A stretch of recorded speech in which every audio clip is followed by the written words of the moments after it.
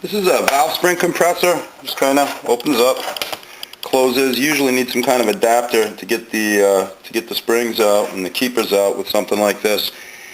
If this is what you're using to take these heads apart, I feel sorry for you, and I feel even more sorry for you trying to assemble it. I'll show you how we do it here. Alright, we're going to be changing all the guides, all the seats, and all of the valves in this head. When you're trying to remove a valve, there's two pieces in here inside of the retainer. They're called valve keepers. They can be a little tricky to get out. I'll show you basically how tricky we've made it in here. This is a tube made of nylon. That's a magnet. I've got a shop rag under the valve that I'm replacing anyway. And you just go like this.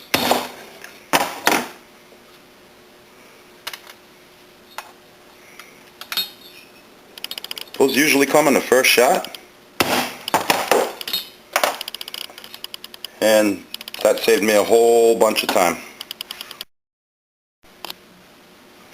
Okay, I'm going to pop the second set of keepers out.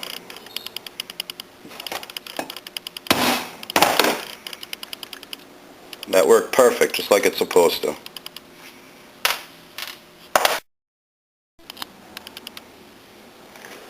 Now that I have the valves out, I'm going to assess the head for damage. These heads are, they're not crazy expensive, but if you can get away with not buying one and get yourself something that's set up, ported. This head's already been ported. I think Pro Circuit did it, but this is definitely a fixable head. You got a little gouge in here.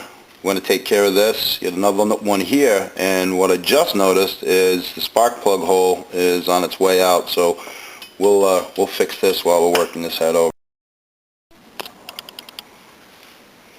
Okay, we moved the cylinder head over here to our fixture that we made here at OConnor Racing, and this is my Bridgeport. Real common machine for doing this, new technology, and it's outstanding, is a new end machine they call it. You can look it up on YouTube, and there's one guy out there that's posting some videos, and actually pretty good. The only downfall for me with new and equipment is the price. I mean, if I start spending 5 figures on a piece of machinery to cut this out to save a couple of minutes, I'd have to have 50 of these things in here a day, and I just don't. So I love America, but what I love most about America is American ingenuity. So what we did is we took a big hunk of aluminum that I had laying around in here, we chopped it up, we spent 3 days, we made a fixture, and we're able to adapt our Bridgeport to cut the seats out, and I'll show you how we do that. Okay, what we did is we went ahead and mounted the head to our jig, found center of the guide, not with this, but a different tool that we use. Found center on the guide and leveled everything off, basically with just a bubble level. And bubble level is going to work fine. We're not cutting into the head anyway. We're just cutting a lot of the seat out.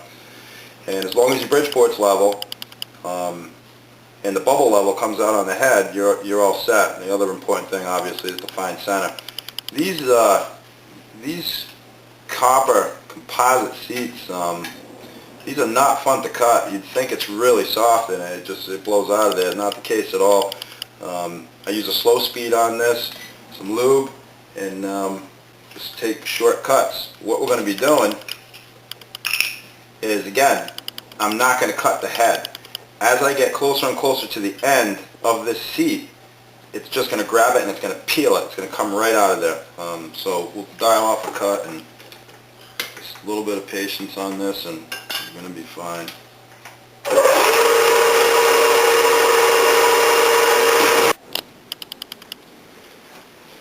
Like I said, we're not interested in boring into this head at all, just to remove the seat. And the last cut, we're taking small steps. I have the new seat, so I know what my diameter is, and by continuously checking where we're boring to, I can stay beneath that dimension. So the last cut, this is what happened to the seat, just like we thought, and just flakes right out of there. I might come in and just take one more little shot at it, but it doesn't look like we're going to have to. So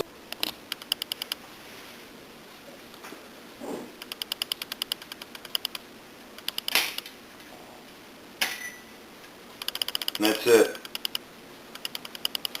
Ready for a new seat.